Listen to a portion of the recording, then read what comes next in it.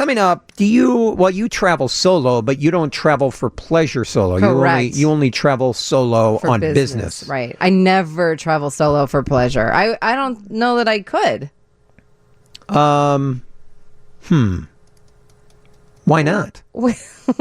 Have you ever hung out in the city by yourself and had a good time? Yeah, all the time. And I go to movies by myself, and I like to eat by myself. But traveling internationally by myself, going to a foreign country, I don't know. Well, hold that thought. Okay. We're going to talk to the author of a new book called Smart and Solo, and he's going to walk us through that. Yes, the blueprint for, I love this, enjoyable solo travel. I like that. It's 720 WGN.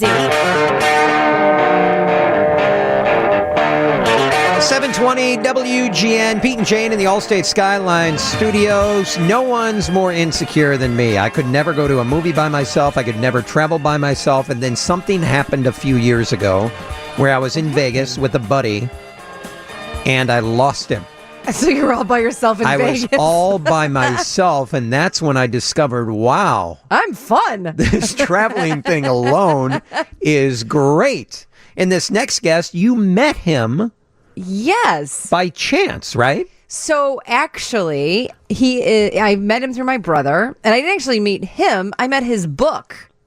And his book is Smart and Solo, the blueprint for efficient, enjoyable solo travel. And I picked it up at my brother's house, and I was like, what is this? Because the cover says Paris, Bangkok, Singapore, Istanbul. And then my brother said to me, yeah, he's a DJ on the weekends. And he travels internationally Sunday through Friday, gets back in town to do the DJ gigs. And I was like, oh, my God. And he has a book on how to do it, Smart and Solo. I'm like, I got to talk to this guy. And we have him on the phone. It's Randell Green. Hi, Randell. Hello, guys. Randell. Yes. I just don't understand. I mean, when did you start traveling by yourself? There had to be a moment where you went, oh, I got to see the world. Yes, there was. But first of all, the fact that you had Crosby on earlier, does this mean I can claim that Crosby opened for me? I mean, is that what that? Can I go around telling people? I think it does, actually. I think it does. Well, I was working my career. I was a former high school and teacher and college professor, and I was DJing on the weekends. So because of that, I already had a unique schedule and very minimal time to travel. And one of my early goals in travel was to see all 30 of the baseball parks, and it's something I'm still working on. And with baseball, unfortunately, a lot of the cities aren't popular destinations to travel to. So when I was asking someone, "Hey, want to go to Detroit on Tuesday?" I got very few people who signed up for that. Nobody wants to go. It was like, "Hey, how about well, if you don't want to go to Detroit, how about Baltimore?" And not many takers. So after that, I decided, I'm not going to wait. You, Pete, you mentioned life is a sprint, and I'm all about that too. And I didn't want to wait, so I started doing my baseball trips by myself. And initially, terrified, embarrassed, I'd make up stories. I would say, "Oh yeah, my buddy's he's over there, or he's on his way, or they're on a different flight," whatever it may be. And I was embarrassed, just petrified. You know what? You say that. Wait, hold on a second, because you say that at the beginning of your book. And why is that? Because if you're traveling alone or having dinner by yourself, everybody feels that way, embarrassed. And I'm reading this thinking, oh my God, I feel like everyone feels that way. Why is it? Well, multiple reasons, but number one, it's probably just insecurities. We're taught kind of in a young age, and you do anything by yourself because you have no friends. And we think that we also think that when we're out, it's called the spotlight effect. And we think that if we are out by ourselves, that everybody there knows it. Extremely paranoid. And they're all staring at you at dinner. Right. You think everybody's out there noticing you, and then you feel insecure. It's something, I think that type of habit or that type of mentality started when we were young. You always got to be around friends. We live in a society where you always got to be around people. And so that's why I was petrified.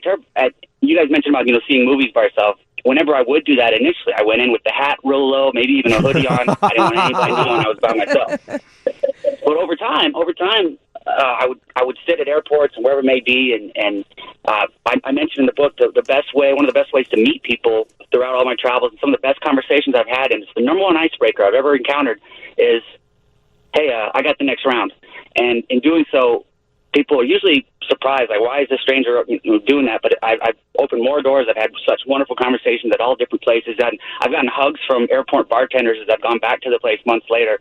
And I realized after traveling a few times by myself that people would say, wow, that's amazing. That's so cool. I could never do that.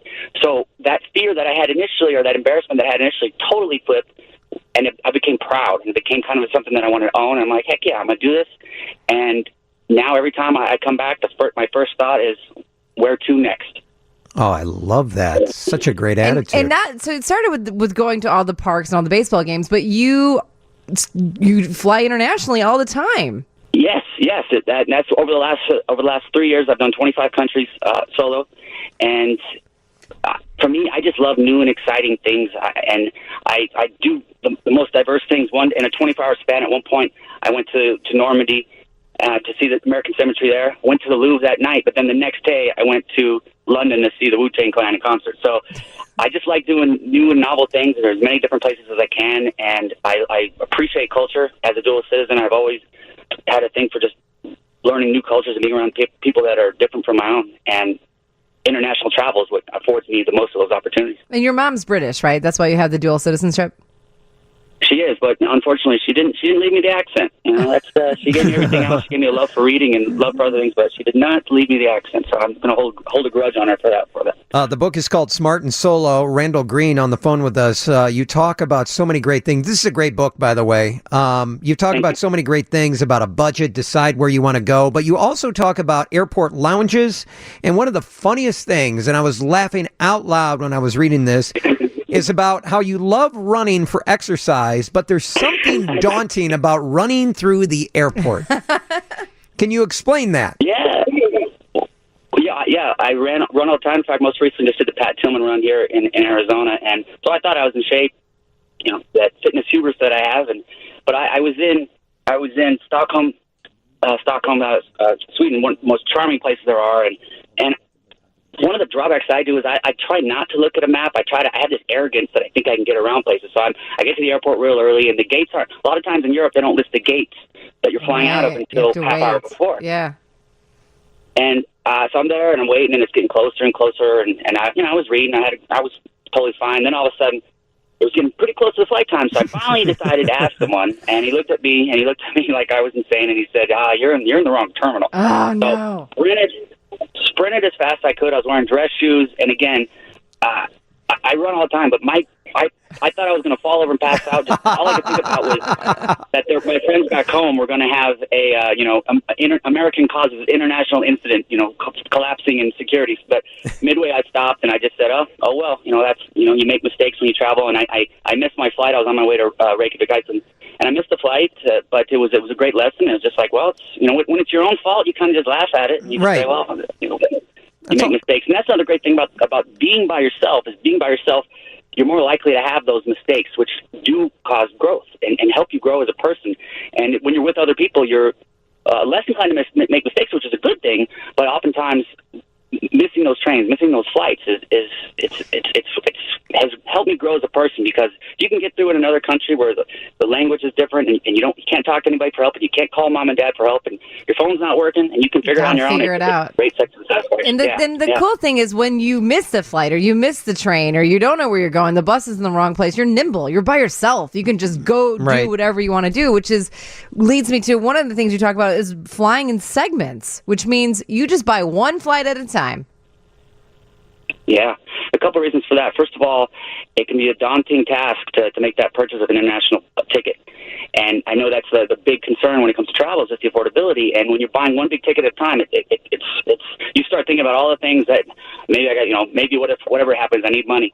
So I buy those short segments just to get me across. And then as a former high school football coach, I like to use the phrase, take what the defense gives you. And I'll book the front and back end of my trip, so I'll fly into London or fly out of Paris, and then in between I just take what's the most affordable flight. Every day there's one weird flight that's extremely cheap, extremely more affordable, and every day there's one that's expensive. And on a recent trip I was all set. I wanted to go to Prague, and then by the time I went to buy my Prague ticket, it had doubled in price. So I was just like, well, I'm not going to Prague. What else is good? And then I just looked, and I went to Nice, France, and it was wonderful. And even on the last trip, I did the same thing, was kind of picking and choosing the day of. And that only adds to the fun, a little bit of travel roulette. And you have to be nimble. You definitely have to be able to change your mind and know that in the long run, if you're always going to the most affordable spots, in the long run, you're going to see more, and eventually you will get to your spot. Right. And you're going to see more. I love this. I do want to make mention, this is such a cool thing that you do. You travel and you bring a pair of clean, brand new socks and you give them to somebody who's homeless. Yeah, I thought to myself, no one's going to care down the road if I say, hey, man, I've been to 100 countries or however many. No one's going to care. But what could make a better impact is, hey, I've given socks away to 100 different countries. I wanted to do something where I could help out each culture. One of the rules I came up with in the book is called the Emerald Rule, with my last name Green. I wanted to focus on leaving every place that you visit in better shape than you found it. And so I came up with the idea of donating socks. And everybody needs socks. A lot of places I go are cold, and I've seen people that are in displaced homes in the rain, just sitting there. They don't have socks, or they don't have clothes. And the best thing about socks is you can buy them anywhere, and they're not too expensive, so they don't totally kill my budget.